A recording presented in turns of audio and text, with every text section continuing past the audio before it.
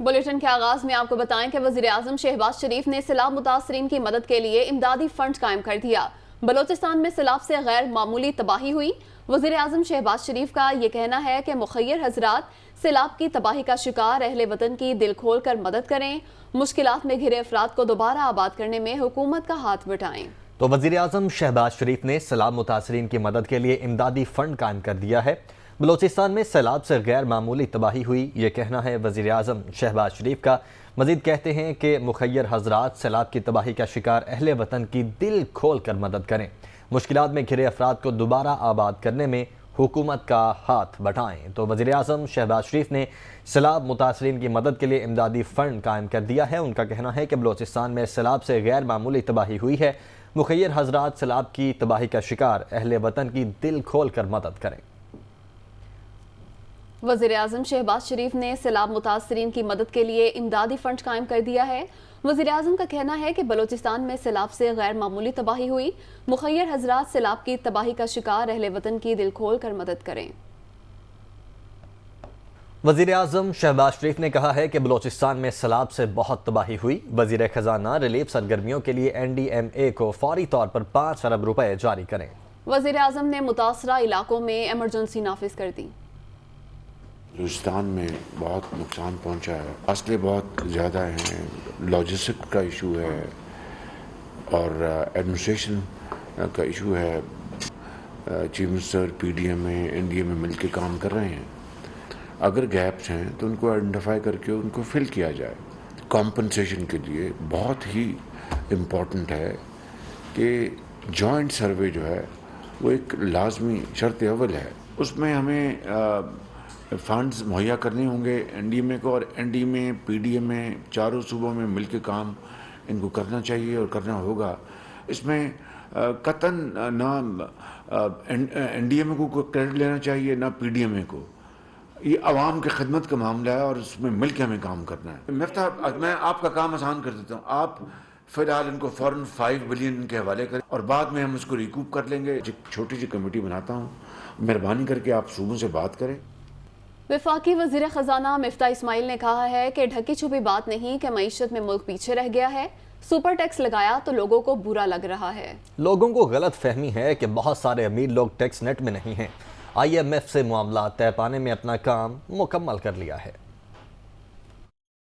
ملک ہمارا جو ہے وہ سچی بات ہے کہ پیچھے رہ گیا ہے، مطلب اب اس میں ڈھکی چھپی بات نہیں ہے۔ ہم 1952 میں ہمارا share of world export was the same as that of Korea. آج کوریا کدھر ہے؟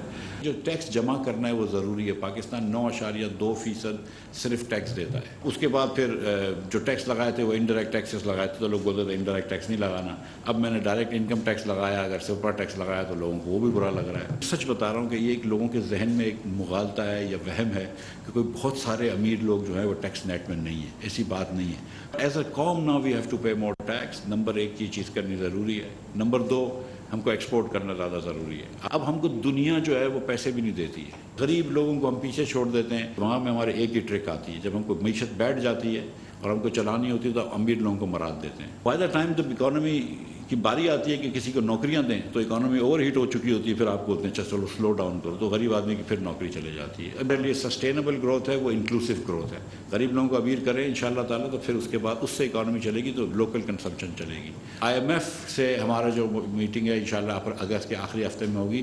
ہم نے اپنے سارے کام پورے کر لیے ہیں، انشاءاللہ تعالیٰ IMF بھی ہو جائے گا تو پاکستان کی اب معیشت جو ہے وہ ڈیفالٹ کے چانس پہ نہیں ہے۔ میں نے اپنا کام کر لیا، شاید اتنا بہتر کام نہیں کیا جتنا CDC والے کرتے ہیں، لیکن اپنا کام ہم نے کر لیا۔ پاک بحریہ کے جہاز PNS تیمور کی ملائیشیا آمد۔ ترجمان پاک بحریہ کے مطابق جہاز کے کمانڈنگ آفیسر کی میزبان حکام سے ملاقاتیں۔ پاک بحریہ کے افسران نے ملائیشین نیوی کی تنصیبات کا دورہ بھی کیا۔ PNS تیمور نے 2 طرفہ بحری مشق میں بھی حصہ لیا۔ مونس احمد ہمارے ساتھ موجود ہیں۔ مونس، کیا ڈیٹیلز ہیں؟ بحریہ کا جہاز ہے PNS تیمور، اس کا اہم ترین دورہ ہوا ہے ملیشیا کا، اور اس اہم ترین دورے میں جو ڈیولپمنٹ ہے وہ یہ ہے کہ PNS تیمور نے میزبان بحریہ کے ہمراہ 2 طرفہ بحری مشق مال پاک 4 میں حصہ لیا ہے۔ ترجمان پاک بحریہ کے مطابق ملیشیا کے نیول بیس احمد پر پاکستانی سفارتی حکام اور میزبان بحریہ نے جہاز کا پرتپاک استقبال کیا ہے۔ جہاز کے کمانڈنگ آفیسر نے میزبان حکام سے اہم ملاقاتوں میں باہمی دلچسپی کے امور اور 2 طرفہ بحری تعاون پر بھی تبادلہ خیال کیا ہے۔ اس کے ساتھ ساتھ اس دورے میں پاک بحریہ کے افسران نے رائل ملیشین نیوی کی مختلف تنصیبات کا بھی دورہ کیا ہے۔ PNS تیمور کے اس دورے اور بحری مشق میں شرکت سے دونوں ممالک کے مابین تعلقات کو فروغ ملے گا۔ ترجمان پاک بحریہ کا بتانا ہے کہ جو ملیشین بحریہ کے افسران اور مختلف سفارتی شخصیات نے بھی اس پاک بحریہ کے جہاز کا دورہ کیا ہے۔ جی ٹھیک ہے، بہت شکریہ مونی صاحب کا۔ ممنوعہ فنڈنگ کیس میں FIA نے تحریک انصاف کے خلاف انکوائری کا دائرہ کار بڑھا دیا ہے۔ 6 رکنی تحقیقاتی ٹیم تشکیل دے دی گئی ہے، جبکہ زونل مانیٹرنگ ٹیم بھی تشکیل دے دی گئی ہے۔ مانیٹرنگ ٹیم پشاور، لاہور، کراچی، اسلام آباد، کوئٹہ اور فیصل آباد میں زونل انکوائری ٹیم سے کوارڈینیشن کرے گی۔ زونل کمیٹیاں تحریک انصاف کے اثاثوں کے حوالے سے تفصیلات حاصل کریں گی۔ انکوائریاں پولیٹیکل پارٹیز ایکٹ 2002 کے تحت کی جائیں گی۔ نوٹیفیکیشن کے مطابق مانیٹرنگ ٹیم 5 ممبران پر مشتمل ہوگی۔ مانیٹرنگ ٹیم کی سربراہی ڈائریکٹر ٹریننگ اطہر وحید کریں گے۔ ابتدائی تحقیقات میں الیکشن کمیشن کی رپورٹ میں نامزد 4 ملازمین کو طلب کیا گیا ہے۔ PTI رہنما فواد چودھری نے کہا ہے کہ عام انتخابات ہی سیاسی اور معاشی استحکام کا واحد راستہ ہے۔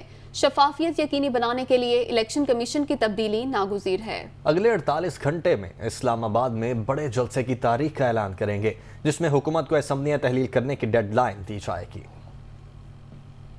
الیکشن کمیشن اور پاکستان جو ہے اس کے اوپر کس قوم کے کسی شخص کو بھی اعتبار نہیں ہے، اسی لیے ہم چیف الیکشن کمشنر اور ممبران کے استعفے کا مطالبہ کر رہے ہیں، اور اس الیکشن کمیشن کے زیر اہتمام انتخابات کو بالکل مسترد کریں گے، اور اسی لیے ہم یہ سمجھتے ہیں کہ الیکشن کمیشن کی جو تبدیلی ہے وہ ناگزیر ہے۔ سیاسی اور معاشی استحکام کے لیے واحد راستہ انتخابات کی طرف بڑھنا ہوگا، لیکن یوں لگتا ہے کہ موجودہ حکومت جو ہے وہ انتخابات کرانے کے اوپر بالکل تیار نہیں ہے۔ ہم نے فیصلہ کیا ہے کہ آئندہ 48 گھنٹوں میں ہم اسلام آباد میں ایک بڑے اجتماع کی جو تاریخ ہے اس کا تعین کر کے آپ کو دے دیں گے، اور اس جلسے کے بعد میں ہم ڈیڈ لائن دے دیں گے اس حکومت کو کہ وہ کب تک جو ہے وہ اپنی اسمبلی کو تحلیل کرتی ہے۔ اس حکومت کو ہم زیادہ سے زیادہ 1 مہینے سے زیادہ وقت نہیں دے سکتے ہیں انتخابات کا اعلان کرنے کے لیے۔ اس کے ساتھ ساتھ جو ضمنی انتخابات کی بات ہو رہی ہے اس نے عدالتی احکامات کی بھی جو ہے وہ خلاف ورزی ہوئی ہے۔ ہم عدالت میں ہیں اور عدالت میں ہم جا رہے ہیں کہ ہمارے تمام استعفے جو ہیں وہ منظور ہو چکے ہیں۔ اسپیکر قاسم سوری جو ہیں وہ تمام استعفے منظور کر چکے ہیں۔ موجودہ اسپیکر کے پاس نظر ثانی کا ریویو کا کوئی اختیار ہے نہیں۔ عوامی مسلم لیگ کے سربراہ شیخ رشید نے کہا ہے کہ سیاسی بے امنی اور بد امنی مزید انتشار اور خلفشار پیدا کرے گی۔ ٹویٹ میں شیخ رشید نے مزید کہا کہ عمران خان اور ان کی پارٹی کو نااہل قرار دینے کی کوشش کرنے والے خود پچھتائیں گے۔ اگست میں سجنے والا سیاسی دنگل ملکی اور عوامی مسائل میں اضافہ کرے گا۔ مستقبل کی ساری ذمہ داریاں عدلیہ کے کندھوں پر آ گئی ہیں۔ 30 اگست تک اہم وقت ہے۔ پنجاب کی 21 رکنی کابینہ آج حلف اٹھائے گی۔ گورنر ہاؤس میں ہونے والی تقریب میں گورنر پنجاب بلیغ الرحمان نئے وزراء سے حلف لیں گے۔ پنجاب کابینہ کی حلف برداری کی تقریب دن 11 بجے ہوگی۔ وزیر اعلیٰ پنجاب چودھری پرویز الہی بھی تقریب میں شرکت کریں گے۔ وزراء میں میاں اسلم اقبال، علی عباس شاہ، محسن لغاری، تیمور ملک، راجہ بشارت، یاسر ہمایوں، انصر مجید نیازی، منیب سلطان چیمہ شامل ہیں۔ میاں محمود الرشید، شہاب الدین، مراد راس، ڈاکٹر یاسمین راشد، خرم شہزاد ورک، ہاشم ڈوگر، آصف نگئی، علی افضل شاہی، نوابزادہ منصور علی خان، حسین جہانیہ گردیزی، غضنفر عباس شینہ، لطیف نذیر اور حسنین بہادر دریشک بھی اپنے منصب کا حلف اٹھائیں گے۔ Welcome back. کوئٹہ میں برساتی نالوں پر تعمیرات ہونے سے بارشوں میں زیادہ نقصانات ہوئے، اس کے باوجود ان نالوں پر غیر قانونی تعمیرات کا سلسلہ جاری ہے۔ کیا صورتحال ہے بتا رہی ہیں ہمارے رپورٹر اقصی میر۔ जी बिल्कुल, कोयटा समेत बलूचिस्तान भर में जहां हालिया मानसून बारिशों ने बहुत ज़्यादा तबाही मचा दी और जिसकी सबसे बड़ी वजह ये देखने में आई कि यहाँ पर जो बरसाती नाले बने हुए थे और जो मुख्तलिफ मकामात पर कारेज़ें थी, लोगों ने उन बरसाती नालों और कारेज़ों के ऊपर जो है ना वो मकानात बनाए हुए थे।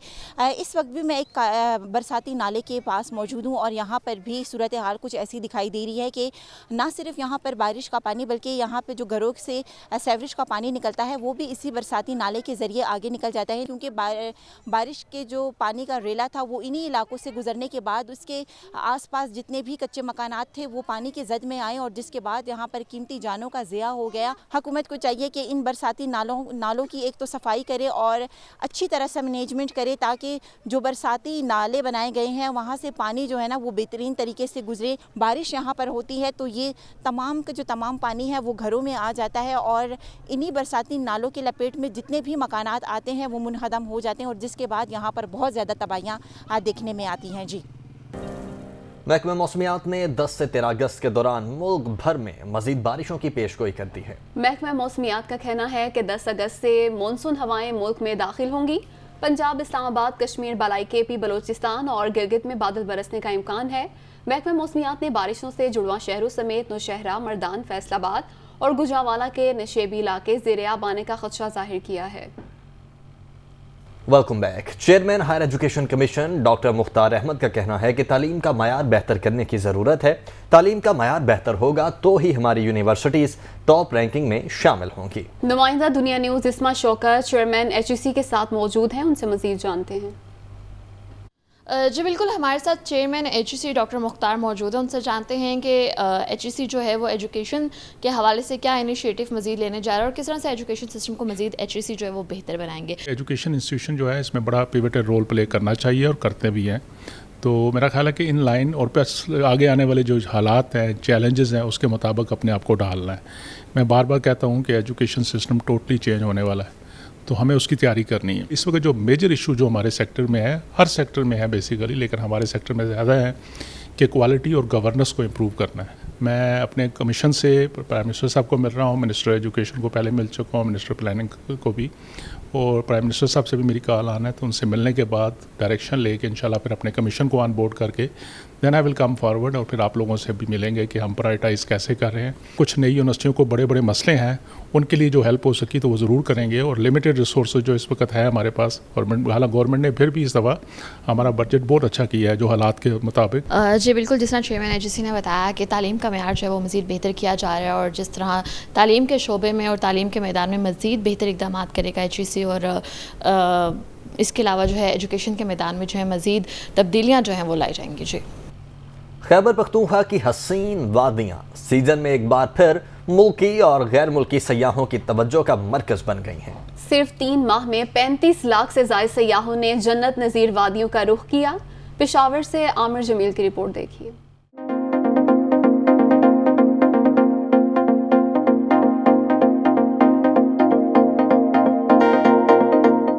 खैबर पख्तूनख्वा के बालाई इलाकों में हसीन नज़ारे मुल्की व गैर मुल्की सयाहों की तवज्जो का मरकज बन गए। मुल्क भर से सयाह बड़ी तादाद में गलियात, नारान, कागान, कुमराट और सवात का रुख कर रहे हैं।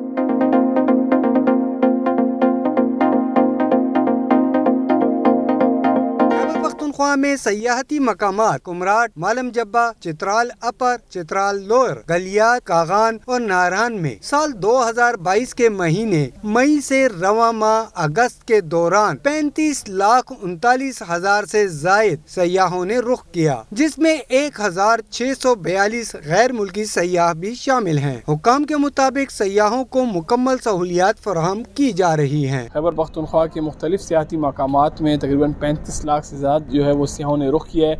उसमें हज़ारा डिवीज़न है और मालाकन डिवीज़न के सियाहती मकामात हैं। इसके अलावा अगर मैं गुज़िश्ता साल अगस्त से इस अगस्त तक बात करूँ 2022 तक, इस एक साल के दौरान 76 लाख से ज़ायद जो है वो डेटा हमें इकट्ठा हुआ है, जिसमें खैबर पख्तूनख्वा की सियाहती मकामात की जानिब सियाहों ने रुख किया है। शहरी कहते हैं हुकूमत की जानिब से सहूलियात की फराहमी अहसन इकदाम है। सियाह जो हैं वो बिला झिझक आएंगे, चाहे वो पंजाब से हैं, सिंध से हैं, KP से हैं, تو میرے خیال سے گورنمنٹ کا یہ بہت اچھا اقدام ہے، اس کو سراہنا چاہیے۔ جو سیاحتی مقامات ہیں اس پہ جو حکومت نے اقدام کر رہے ہیں تو یہ تو اچھی بات ہے، اور اس طرح لوگوں کو ہوٹل بنوانا چاہیے، اس طرح لوگوں کو فیسیلیٹیٹ کرنا چاہیے۔ حکام کے مطابق سیاحوں کو سہولیات کی فراہمی کا مقصد ٹورزم کو فروغ دینے سمیت صوبے کے ریونیو میں خاطر خواہ اضافہ بھی کرنا ہے۔ خیبر پختونخوا میں درجنوں ایسے مقامات ہیں جنہیں سیاحت کے لیے اگر کھول دیا جائے تو نہ صرف ثقافت کو فروغ ملے گا بلکہ بیرونی سرمایہ کاری بھی ہو سکتی ہے۔